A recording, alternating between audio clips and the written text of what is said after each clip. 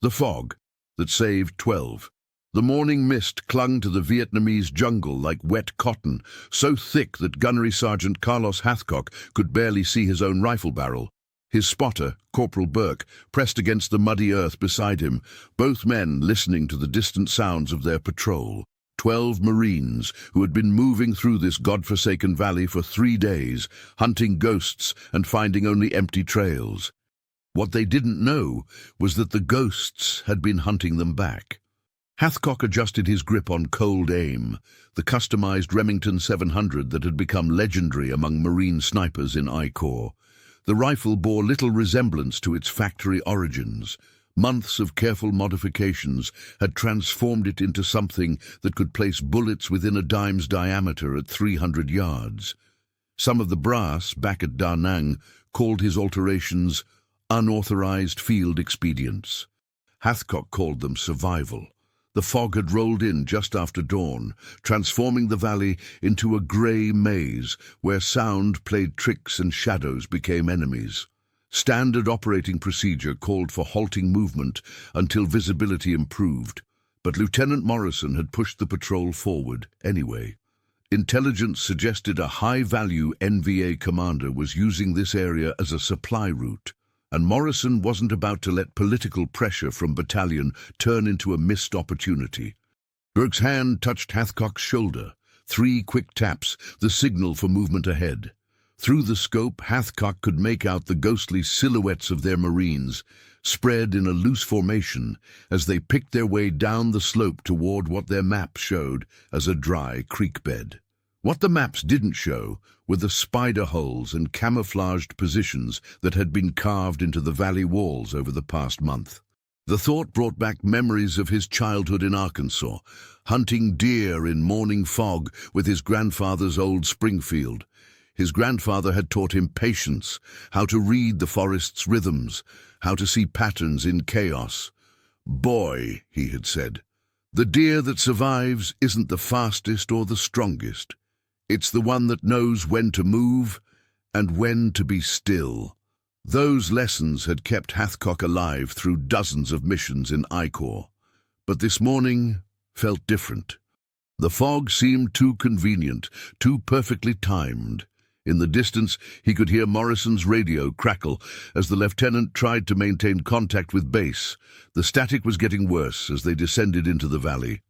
"Charlie 6, this is Foxtrot 1-2, do you copy?" No response. Burke adjusted his own radio, shaking his head. The valley's topography was scattering their transmissions into electronic fragments. They were effectively alone. The first shot came from nowhere and everywhere at once, the crack of an AK-47 echoing off the valley walls, until it seemed like an entire battalion was firing. Through his scope, Hathcock watched Morrison's pointman spin and drop, then saw muzzle flashes winking from positions that should have been empty jungle. The patrol was walking into a carefully prepared killing zone. Burke whispered urgently into his radio, but the static had swallowed their communications. Below them, the Marines were returning fire, but they were shooting at sounds and shadows, burning through ammunition while their attackers remained invisible. Hathcock could see the tactical picture developing with crystalline clarity. In 10 minutes, maybe 15, there wouldn't be a patrol left to save. The problem was range and visibility. Enemy positions were scattered across nearly 600 yards of valley floor and slopes, hidden by fog and jungle canopy. But Hathcock wasn't thinking like standard infantry. He was thinking like a hunter who had learned to see patterns in chaos. If stories like this make you question what you'd do in someone else's boots, tell us in the comments how you imagine you'd react in this camp, and stay with us for the next chapters. How do you find targets when the entire world has become a grey maze? Through Cold Aim's scope, Hathcock began mapping the muzzle flashes, noting the timing and positioning of each enemy position. The NVA weren't firing randomly. They were following a careful sequence, designed to drive the Marines toward a central kill zone where the heaviest weapons waited. But that coordination required communication, and communication required key personnel positioned to observe and control the entire ambush. The first target revealed himself when he stood to signal another position. A figure in an NVA pith helmet, barely visible through the fog at 430 yards. Hathcock's breathing slowed to the rhythm he had perfected over dozens of confirmed kills. The crosshairs settled just below the target's sternum to compensate for the upward angle and humid air. Cold Aim's trigger broke with the precision of a Swiss watch. The enemy commander dropped, and immediately the ambush's rhythm faltered. Two positions on the eastern slope stopped firing, their crews apparently waiting for orders that would never come. But the western positions continued their assault, and Hathcock could see Morrison's Marines being forced toward the creek bed, where the real killing zone waited. The second target was harder, a machine gunner whose muzzle flash appeared for only seconds at a time through gaps in the canopy. Hathcock had to predict when and where the next burst would come, pre-positioning his crosshairs on empty fog and waiting for the target to step into his scope picture. When the gunner rose to adjust his weapon's position, Cold Aim spoke again. The machine gun fell silent. Burke called out wind corrections and helped track remaining targets. 2 o'clock, Burke whispered. Maybe 350 meters. He's behind that fallen tree. For a moment, Hathcock thought about the enemy soldiers he was engaging. In briefings back at Da Nang, they had been described as fanatic communists, men who fought without regard for their own lives or the lives of others. But the tactical discipline he was observing told a different story. These were skilled professionals who had planned this ambush with the same careful attention to detail that Hathcock brought to his rifle modifications. The third shot disrupted another key position, and Hathcock began to understand that he wasn't just engaging individual soldiers. He was dismantling a complex tactical system, one careful shot at a time. The fog that had given the NVA their advantage was becoming his ally, concealing his position while the enemy tried desperately to locate the sniper who was turning their perfect trap into something else entirely.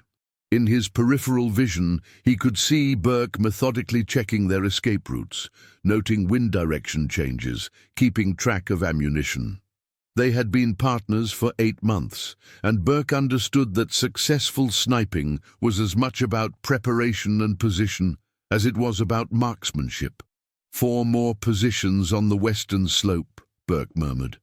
They're trying to close the box, but Hathcock was already seeing the pattern. The remaining NVA soldiers were repositioning, not to continue the ambush, but to cover their own withdrawal.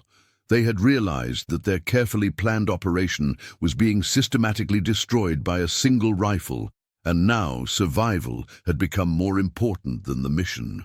The breakthrough came when Hathcock realized the enemy were trying to withdraw using the same trails they had used to infiltrate. By positioning Cold Aim to cover the likely escape routes, he could force them into a terrible choice: continue the failed ambush or risk exposure while retreating. 3 more careful shots convinced them that retreat was equally dangerous. What separates a good shot from a perfect understanding of the enemy's mind? The fog finally began to lift 2 hours after the first shot, revealing the valley in slow stages like a developing photograph. Morrison's patrol found 11 enemy soldiers scattered across positions that would have been invisible in clear weather. The tactical debriefing revealed that they had walked into an ambush planned and positioned by some of the most skilled jungle fighters in the NVA, soldiers who had been using this valley to stage attacks for months. As the Marines secured the area, Hathcock found himself studying the abandoned positions. The spider holes were professionally constructed, with carefully prepared fields of fire and concealed escape routes. Ammunition was stored in waterproof containers, and each position had enough supplies for a multi-day operation. This wasn't the work of desperate guerrillas, it was the product of experienced military engineers. In one of the positions, Burke discovered a small personal item that caught Hathcock's attention: a photograph of a young Vietnamese woman holding a child tucked inside a bamboo tube designed to keep it dry. The image was carefully preserved, obviously precious to whoever had carried it. Hathcock found himself staring at the faces, trying to reconcile them with the tactical threat he had just eliminated. "Gunny," Burke said quietly, pointing to another discovery. "Look at this." It was a small cache of American sea rations, obviously taken from previous ambushes, but carefully stored and rationed. Someone had been eating the same ham and lima beans that Hathcock remembered from his own patrols. The cans were opened with military precision, contents consumed methodically, and the empty containers buried according to field sanitation protocols that wouldn't have been out of place in a Marine camp. Lieutenant Morrison's radio crackled back to life as they climbed out of the valley's communication shadow. "Foxtrot 1-2, this is Charlie 6, what's your status?"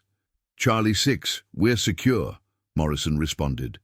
11 enemy KIA. No friendly casualties. The sniper team broke up a coordinated ambush. The official language felt inadequate to describe what had actually happened in the fog. Burke later wrote in his journal that watching Hathcock work that morning was like seeing someone play a deadly chess game where only one player could see the entire board.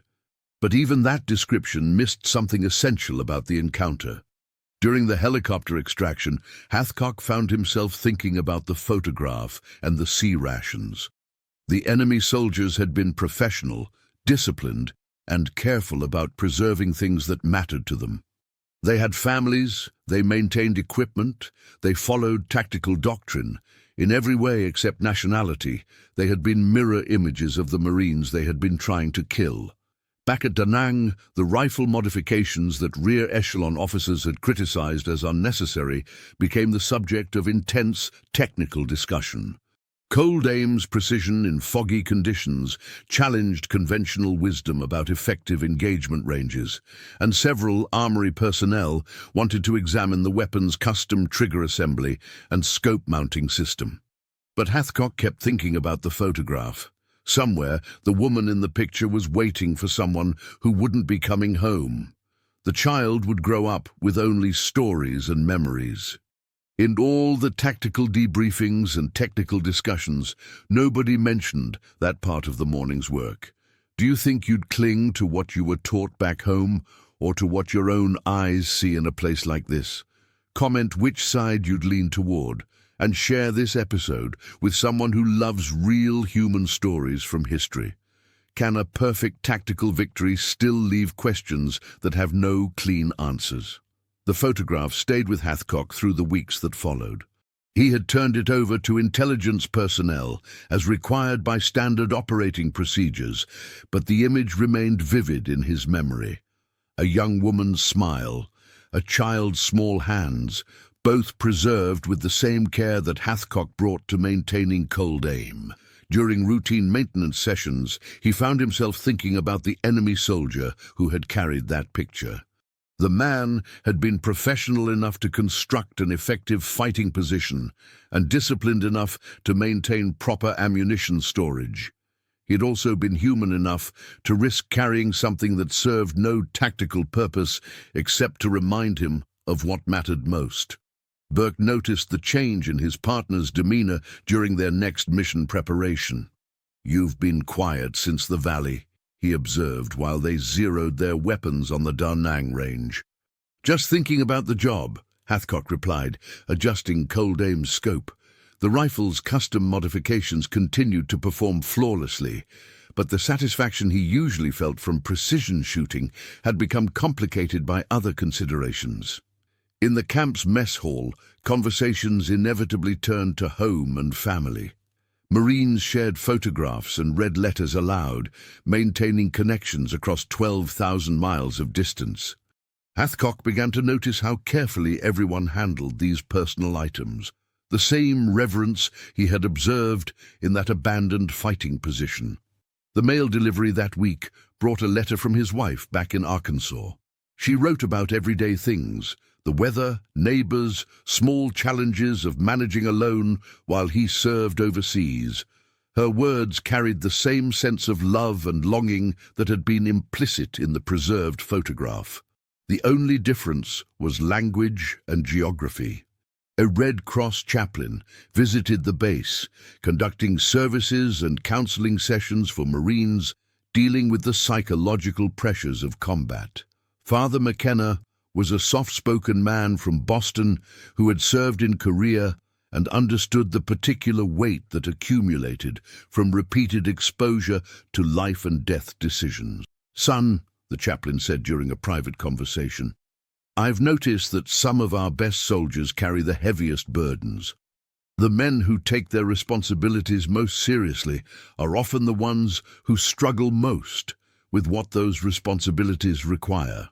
Hathcock found himself unable to explain the complexity of what he was feeling. The technical aspects of his work remained clear.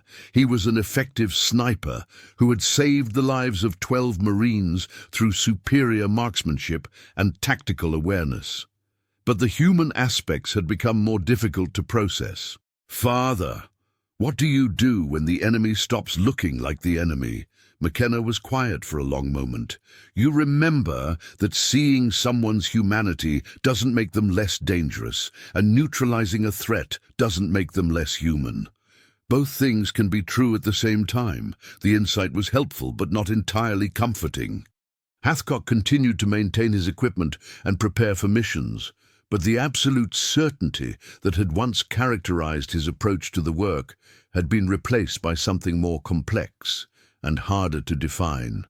Years later, he would realize that the fog-shrouded valley had changed more than just his tactical understanding. It had introduced questions that would persist long after the war ended. What happens when your training teaches you to see targets, but your eyes show you people? 6 months after the Valley incident, Hathcock discovered that the photograph had been included in a detailed intelligence analysis of NVA operational patterns in I-Corps.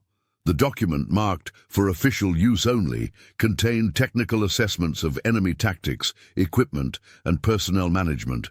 But buried in the appendices was a section that transformed his understanding of what had happened in the fog.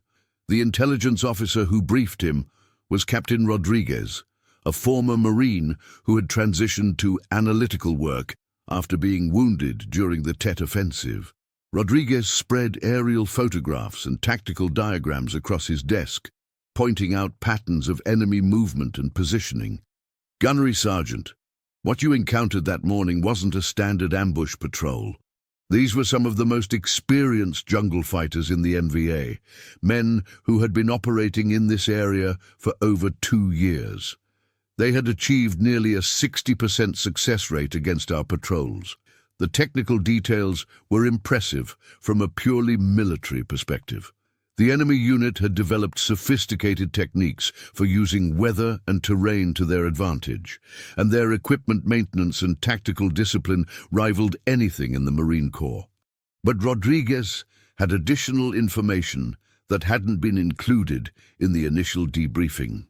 The man who carried this photograph was Senior Lieutenant Nguyen Duc Tang, a former agricultural engineer who had joined the NVA after his village was displaced in 1965. He was considered one of their most effective small unit commanders. Hathcock studied the intelligence file, which included details about Thang's background, training, and operational history. The man had been a skilled professional who cared for his soldiers and maintained high standards of tactical performance. In many ways, he had been the NVA equivalent of a Marine gunnery sergeant. "Captain, why are you showing me this?" Rodriguez was quiet for a moment. "Because I think you need to understand what you accomplished that morning. You didn't just disrupt an ambush. You eliminated one of their most effective leaders and probably saved dozens of American lives over the long term." The information was meant to provide context and reassurance, but it had the opposite effect. Learning about Thang's background made him more human, not less. The photograph of his wife and child became more poignant when connected to specific details about his life and responsibilities. Burke, who had also received the intelligence briefing, was more pragmatic about the implications. "Gunny," he said afterward, "you can't carry every enemy soldier's story. We did our job, and we did it well. But Hathcock found that he could carry the story, and that it changed how he approached subsequent missions. His technical skills remained sharp, and his tactical judgment continued to be excellent. But the absolute certainty that had once characterized his work had been replaced by a more complex understanding of what combat actually meant. Father McKenna, during another counseling session, offered a different perspective. Carlos, the fact that you can see the enemy's humanity doesn't diminish your service, it deepens it. The men who fight without understanding the cost are dangerous to everyone, including their own side. Years later, Hathcock would realize that the intelligence briefing had been as important as the original engagement. Understanding Tang's background had forced him to confront the reality that effective enemies were often admirable people who happened to be fighting for the other side. Cold Aim remained in museum display, but the questions raised by Senior Lieutenant Nguyen Duc Tang's photograph would never find a permanent resting place. When the enemy has a name, a family, and a story that mirrors your own, does victory feel different? Morrison later told anyone who would listen that 12 Marines owed their lives to a sniper who could see through fog and a rifle that could place bullets where conventional wisdom said shots were impossible. The tactical aspects of the story became part of Marine Corps sniper training doctrine, illustrating how individual skill and properly applied technology could overcome superior numbers and positioning. But the human aspects of the story proved more difficult to integrate into official training programs. How do you teach young Marines to maintain tactical effectiveness while acknowledging the humanity of their enemies? How do you balance necessary skills with unnecessary trauma? Hathcock himself struggled with these questions for years after returning home to Arkansas. Cold Aim's museum display included detailed technical specifications and battle history, but nothing about Senior Lieutenant Nguyen Duc Thang's photograph or the complex emotions that had emerged from studying an enemy's personal possessions. During veterans' reunions, conversations about Vietnam often focused on tactical lessons learned and friendships forged under pressure. But Hathcock found that the moments that stayed with him most vividly were the quiet ones. Studying that photograph, learning about Thang's background, realizing that effective enemies were often admirable people who happened to be on the other side. Burke, who had remained in the Marine Corps and eventually became a master sergeant, visited Hathcock in Arkansas during the 1990s. They spent an afternoon cleaning rifles and talking about their shared experiences in I Corps. Carlos, Burke said, do you ever think about what we could have talked about if we had met that Vietnamese lieutenant under different circumstances? It was a question that Hathcock had considered many times. Thang had been an agricultural engineer before the war, someone who understood machinery and precision. Hathcock was a skilled craftsman who had transformed a factory rifle into a precision instrument. Under different circumstances, they might have found common ground in their shared appreciation for technical excellence. Father McKenna, now retired and living in a veterans community, had maintained correspondence with several Marines he had counseled during the war. In a letter to Hathcock he wrote, "The men who carried the heaviest spiritual burdens were often the ones who understood most clearly what their service had cost, both for themselves and for their enemies." The photograph had been returned to Hathcock years after the war, part of a diplomatic initiative to repatriate personal effects discovered in various archives. He had framed it and placed it in his workshop next to pictures of his own family.